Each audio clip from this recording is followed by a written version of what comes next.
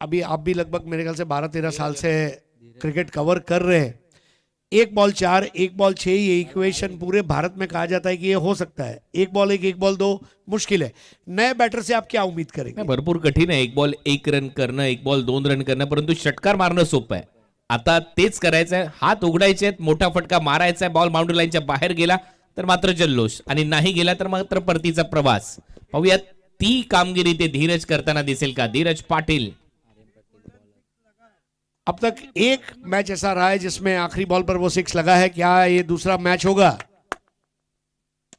जी हाँ, मैं हूं नायक, नायक भी हूं मैं, लायक भी हूं, जुल्मी बड़ा दुखदायक भी हूं।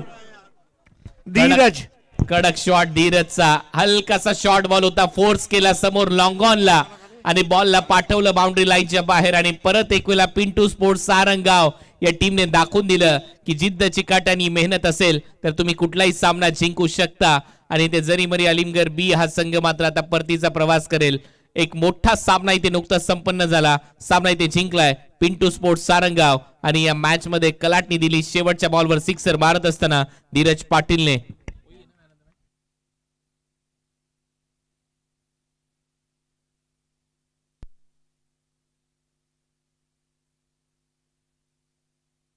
सो या मॅचचा मॅन ऑफ द मॅच धीरज, ज्याने शेवटच्या बॉलवर षटकार मारला आणि सामना जिंकून दिलाय पिंटू स्पोर्ट्स सारंगाव या टीमला. अभिनंदन धीरज या मॅन ऑफ द मॅचचा पुरस्कार स्वीकारण्यासाठी. क्रिकेट भी क्या खेल है. वहीं रोहित पाटिल जिन्होंने गोल्डन 6 लगाया था, आज जरी मरी अलीमगर बी के सामने धीरज ने गोल्डन 6 लगाया. बने रहिए हमारे साथ. मैन ऑफ द मैच धीरज, आपको आना है.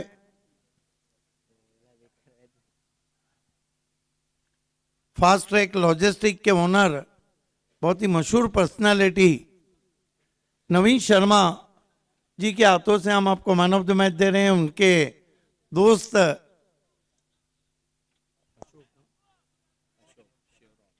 अशोक शेरवान जी और नवीन शर्मा धीरज को मैन ऑफ द